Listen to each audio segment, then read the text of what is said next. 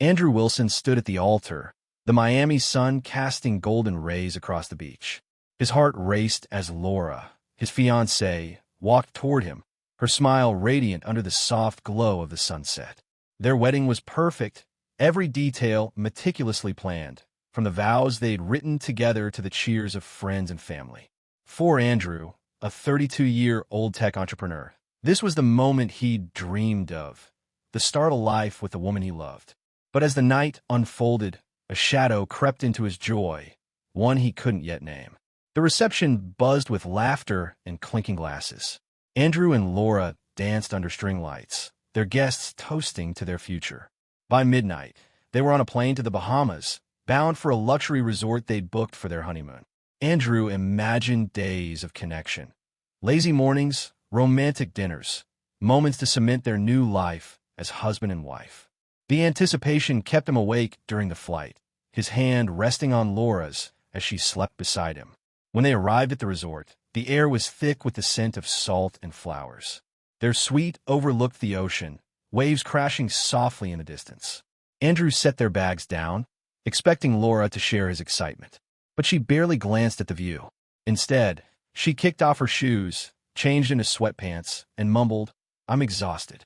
Before he could respond, she was in bed, her back to him, already asleep. Andrew stood frozen, the silence of the room louder than the waves outside. He told himself it was just the long day, the travel, the wedding stress. Tomorrow would be different. Morning came, but the spark Andrew hoped for didn't. At breakfast, he suggested a boat tour, picturing them laughing under the sun. Laura shrugged, her eyes glued to her phone. "I'm not feeling it," she said, barely looking up. "Maybe later." Her voice was flat, detached, like she was reading a script. Andrew's stomach tightened, but he pushed the feeling down. He went on the tour alone, the boat cutting through turquoise waters while his thoughts churned. Was she just tired, or was something else wrong? Back at the resort, he tried again. That evening, he ordered a bottle of wine and queued up a playlist of their favorite songs. The music filled the room as he lit a few candles, hoping to reignite the connection they'd shared during their engagement. Laura walked in, her phone still in hand. "Nice touch," she said, her smile brief before she set the device down and started wiping off her makeup. "I've got a headache," she added, turning away. Andrew reached for her, his hand brushing her shoulder, but she stiffened. "I love you, Andrew, but I need space tonight." Her words were gentle, but they cut. She climbed into bed, facing the wall, leaving him staring at the flickering candles. The next day was worse. Andrew woke early, the weight of her distance pressing harder. He suggested a walk on the beach, but Laura declined, saying the sun was too harsh. She stayed in the room, scrolling through her phone, while he wandered the resort alone. By the final day, the silence between them felt like a third presence. Andrew lay awake, the ceiling above him a blank canvas for his growing unease. He replayed their engagement, their late-night talks, the promises they'd made. Had he missed something? Was this just a phase, or was the woman he married slipping away? When they returned to Miami, Laura acted as if nothing had changed. She dove into talk of work deadlines and errands, her voice bright but hollow. Andrew tried to bridge the gap, suggested date nights, movie marathons, even a weekend getaway. Each time, Laura's responses were vague, her attention elsewhere. One night, he caught her sitting in their car outside, whispering into her phone. When he stepped onto the porch, she hung up quickly and hurried inside. "Work call," she said, her smile too quick, too practiced. Andrew nodded, but the knot in his chest tightened. The cracks were spreading, and Andrew couldn't ignore them anymore. Laura's late nights became frequent, her excuses, meetings, traffic, last-minute projects, stacking up like a flimsy house of cards. He started noticing small things. The way she locked her phone when he entered the room, the sudden interest she showed in his company's finances. "I just want to understand your world," she'd say, but her questions were sharp, probing, about profits, contracts, investors. Before their marriage, she'd never cared about his tech startup. Now, it felt like she was studying it. One evening, Andrew came home early and found Laura in his home office, his laptop open. She snapped it shut, her face flushing. "I was just looking up some investment ideas," she said, her voice too smooth. "I thought I could help." Andrew forced a smile, but the air felt charged like the moment before a storm. That night, he lay awake again, the the pieces of their life together no longer fitting. The woman he'd vowed to love forever was hiding something, and he was determined to find out what. Andrew Wilson couldn't shake the image of Laura in their car, her phone pressed to her ear, her voice a hushed secret. That moment on the porch, when she'd scrambled to hang up, lit a fuse inside him. Back in Miami, their marriage felt like a puzzle with missing pieces, and Andrew was no longer willing to ignore the gaps. The woman he'd vowed to build a life with was slipping into a stranger's role, and the weight of her secrecy was pulling him under. He needed answers, fast. Laura's behavior grew bolder. She'd come home late, her excuses a well-rehearsed loop. Client dinners, project deadlines, a sudden flat tire. Andrew tested her once, asking about a meeting she'd mentioned. Her pause was brief but telling, her answer vague about a consulting gig with no details. She'd flash a smile, change the subject, and slip away to the guest room with her laptop. Andrew noticed how she angled her screen away when he passed by, her fingers quick to lock her phone. Each dodge fueled his suspicion, like a drumbeat growing louder. One night, he spotted a notification on her phone as it charged on the kitchen counter. A text from an unsaved number, "Call me when he's asleep." Laura was in the shower, and Andrew's pulse raced. He didn't touch the phone. He knew better than to tip his hand, but the message burned into his mind. The next morning, he suggested a weekend hike, something they used to love. Laura declined, claiming a last-minute work trip. "It's just one night," she said, already packing a small bag. Andrew nodded, his jaw tight, but he memorized the details. The time she left, the bag she carried, the way her eyes avoided his. Her newfound interest in his tech startup was another red flag. Laura started asking pointed questions about revenue streams, shareholder agreements, even access to the company's cloud server. "I want to be part of your success," she'd say, her tone warm but calculated. Andrew played along, giving vague answers, but the shift was jarring. Before their wedding, she'd barely listen when he talked about his business. Now, she was dissecting it like a strategist. One evening, he caught her scrolling through his work tablet, claiming she was just curious about a client deal. Her quick exit from the app left a sour taste in his mouth. Desperate for clarity, Andrew turned to Mike, his childhood friend of 20 years.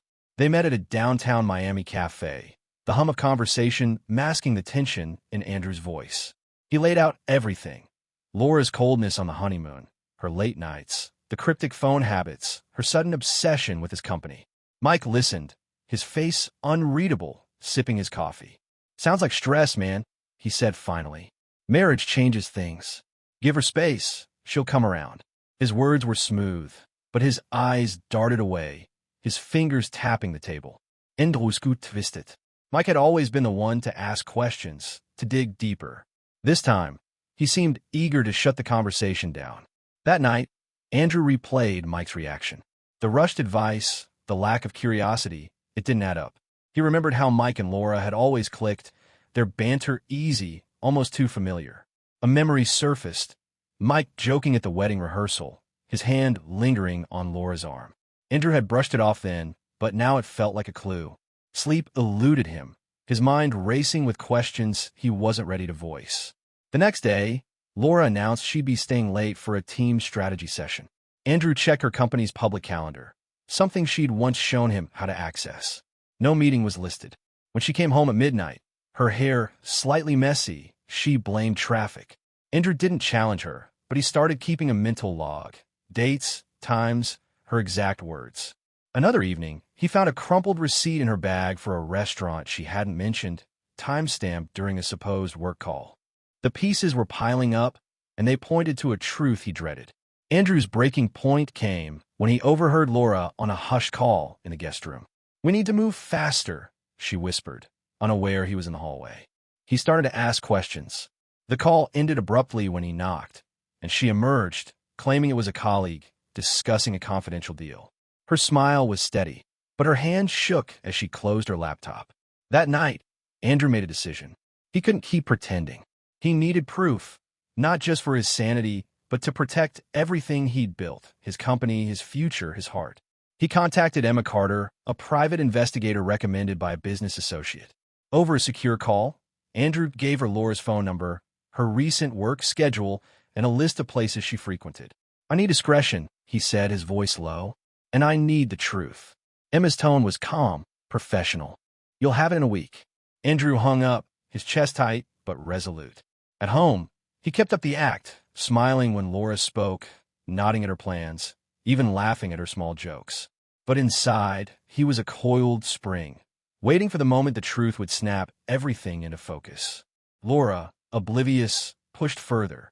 She suggested Andrew meet a new investor she'd connected with, someone interested in a startup. "It could be a game changer," she said, her enthusiasm too polished. Andrew agreed to consider it, but his mind was elsewhere. Emma's first report arrived 3 days later, a log of Laura's movements, including stops at a hotel bar and a late-night drive to an empty lot. No hard evidence yet, but the pattern was damning. Andrew read the report in his car, the engine off, the silence deafening. Whatever Laura was hiding, it wasn't just an affair, it was a plan, and he was the target. Part 3. Betrayal unveiled and a plan takes shape.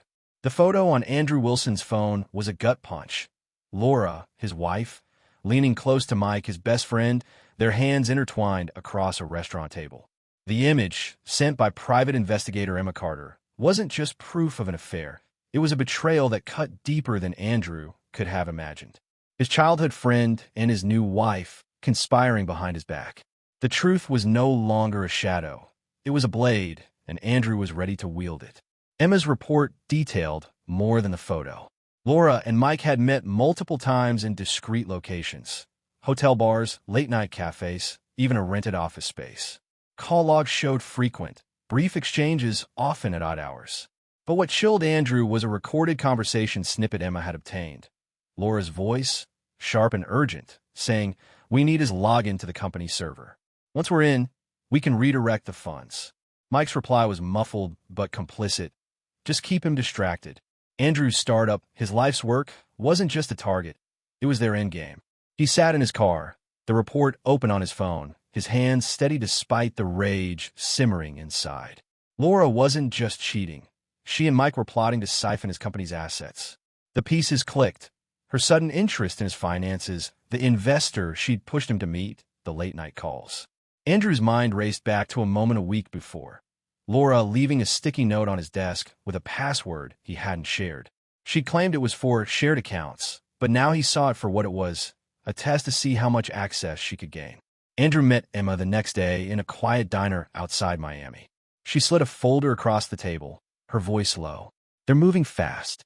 Laura's been emailing someone posing as a consultant, but the IP traces to Mike's apartment." The folder contained screenshots of messages. Laura discussing share transfers, Mike suggesting ways to convince Andrew to sign off on a deal. One email mentioned a dummy account to funnel money. Andrew's jaw clenched. "How solid is this evidence?" he asked. Emma's eyes were steady, solid enough to bury them in court. Back home, Andrew played the part of the oblivious husband. Laura was bolder now, suggesting he hire a new financial advisor she'd vetted. She handed him a business card, her smile practiced. "This guy could double your profits," she said. Andrew pocketed the card, nodding, but later ran the name through a search. It led to a shell company, recently registered, with no real clients. Another piece of their plan. That night, Laura stayed late again, claiming a client dinner. Andrew didn't confront her. Instead, he forwarded Emma the card's details. The next morning, he called Caitlin Ross, his lawyer, and laid out everything. The photo, the emails, the recorded call. Caitlin listened, her pen moving swiftly across a notepad. "This isn't just infidelity," she said. "It's corporate fraud. We can nail them for conspiracy if we move carefully." She advised Andrew to keep Laura in the dark while they built a case. "Let her think she's winning," Caitlin said. "Her overconfidence will be her downfall." Andrew agreed, though every moment of pretending felt like swallowing glass. Over the next few days, Laura's moves grew reckless. She left her laptop open once, a spreadsheet visible with numbers that matched his company's quarterly projections, data she shouldn't have had. Andrew snapped a photo and sent it to Emma. Another time, she asked him to sign a routine document for a supposed vendor deal. He scanned it discreetly. The fine print authorized a transfer of shares to an unnamed party. He told Laura he'd review it later, his voice calm despite the storm inside. Emma's next report was the final blow. She'd tracked Mike to a meeting with a shady broker known for backdoor deals. Photos showed Mike handing over a USB drive, likely containing stolen company data. A bank statement, accessed legally through a court order, revealed small deposits to Laura's account from an offshore source. Andrew stared at the evidence, his anger giving way to clarity. This wasn't just personal betrayal. It was a calculated heist, and he was done being the mark. Andrew met Caitlin again, this time with a plan. "I want them exposed," he said. "Legally, cleanly, no room for them to wiggle out." Caitlin outlined the strategy, a divorce filing citing marital bad faith, paired with a civil suit for fraud. They'd use Emma's evidence to lock in the case. Andrew nodded, his resolve hardening. At home, he kept up the charade, even as Laura pushed for another business meeting. He smiled, agreed to consider it, and waited. The trap was set, and Laura and Mike were walking right into it. Andrew Wilson held his breath as Laura slid a contract across the kitchen table, her voice smooth as she pitched a new partnership for his tech startup. The document was a Trojan horse. Buried in its clauses was a transfer of company control to an obscure entity. Andrew's pulse pounded, but his face stayed neutral. He'd seen enough of Emma Carter's reports to know this was Laura's endgame, orchestrated with his childhood friend Mike. The betrayal was no longer a question. It was a fact, and Andrew was ready to turn their scheme against them. He pretended to skim the contract, nodding thoughtfully. "Looks promising," he said, sliding it into his briefcase. Laura's eyes flickered with something. Relief, maybe triumph, but Andrew caught it. She thought she was winning. That night, he scanned the document and sent it to Caitlin Ross, his lawyer. Caitlin's response was immediate. "This is fraud, plain and simple. We've got them." The contract matched the pattern Emma had uncovered. Fake entities, hidden accounts, all tied to Mike's shady broker. Andrew's company was the prize, and Laura was playing her role to perfection. The next few days were a masterclass in deception. Not Laura's, but Andrew's. He mirrored her calculated charm, agreeing to her suggestions for business moves while feeding Emma every detail. Laura grew careless, leaving her phone unlocked once during a call. Andrew glimpsed a text from Mike. "Push him to sign by Friday. The buyer's ready." He didn't confront her. Instead, he forwarded the screenshot to Emma, who traced the buyer to a shell company linked to Mike's offshore account. The noose was tightening, and they didn't even know it. Emma's final report landed like a grenade. She'd intercepted an email from Laura to Mike, detailing their plan to sell Andrew's startup to a competitor for a seven-figure payout.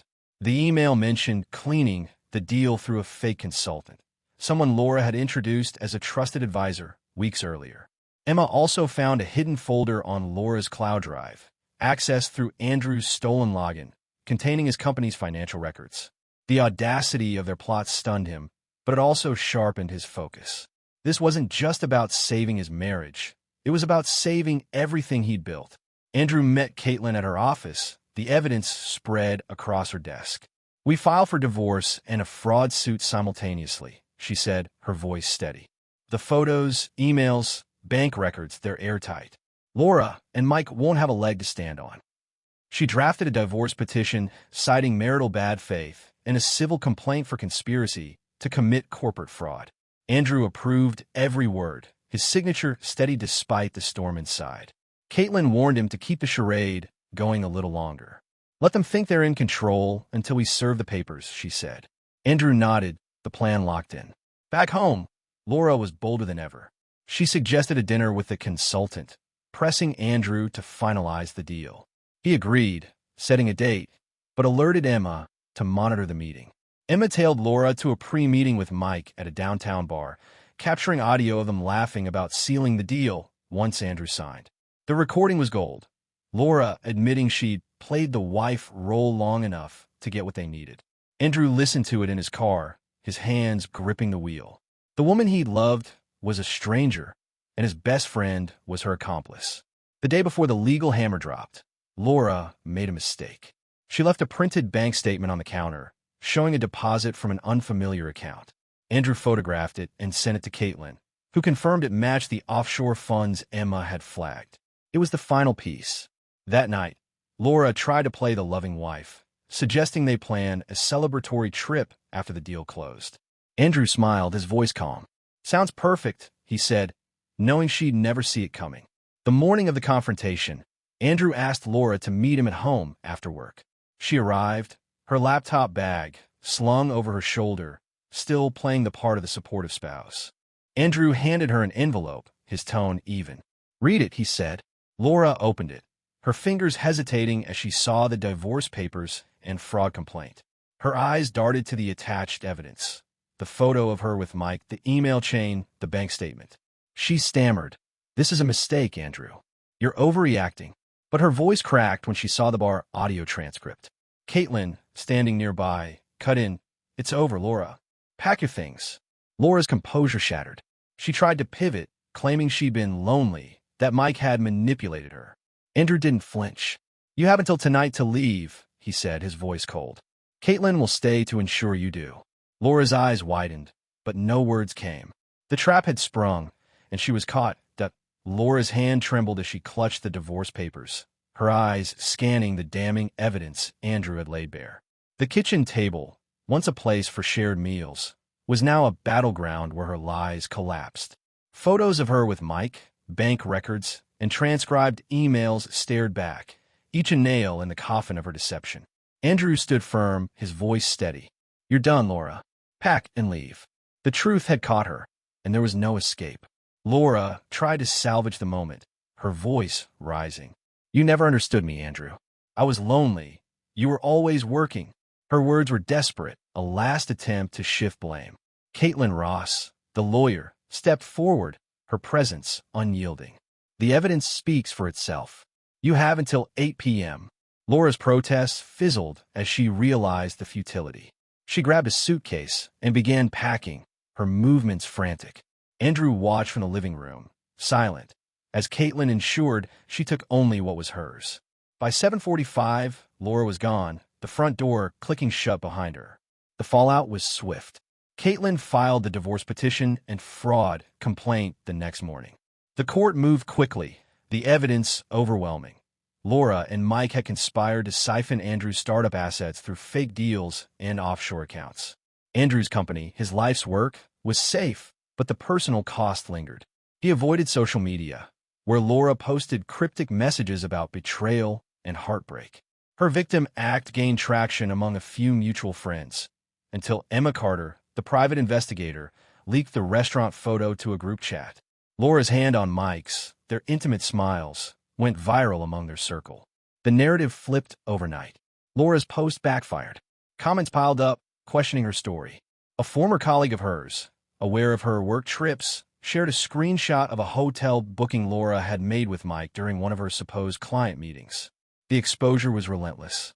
Laura deactivated her accounts, but the damage was done. Mike faced his own reckoning.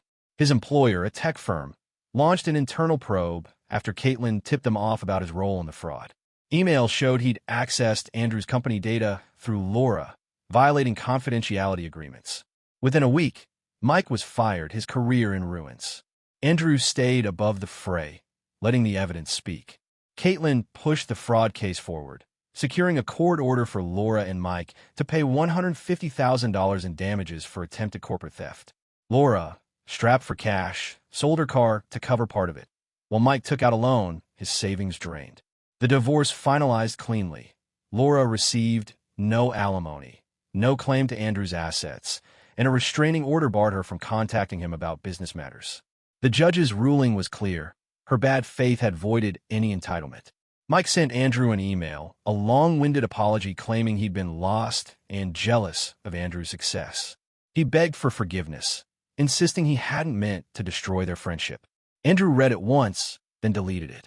Silence was his answer. Laura tried calling once, leaving a voicemail about misunderstandings. Andrew didn't respond. Their voices no longer held power over him. Weeks later, Andrew found a box in his office closet, his wedding album buried under old files. He flipped through it, the images distant. Laura's smile, his own hopeful grin, the vows now hollow. He closed it, not with anger but resolve, and stored away. It wasn't a keepsake of love, but a reminder of survival. The pain hadn't vanished, but it no longer controlled him. Andrew threw himself into his company, restructuring teams and securing new contracts. The clarity he'd lost in the marriage returned, sharper than ever. He hired a new CFO, someone unconnected to his past, and implemented tighter security protocols. One evening, a colleague invited him to a networking event. Andrew hesitated, then went. The conversations, the ideas, the energy, it felt like a spark reigniting. He wasn't ready to trust again, but he was open to possibility. The truth had torn his world apart, but it also set him free. Laura and Mike carried the weight of their choices, reputation shattered, finances crippled. Andrew, meanwhile, walked forward, his steps lighter. The scars remained, but they were proof of what he'd overcome. As he locked his office one night, the Miami skyline glowing beyond, he knew one thing for certain. The future was his to build.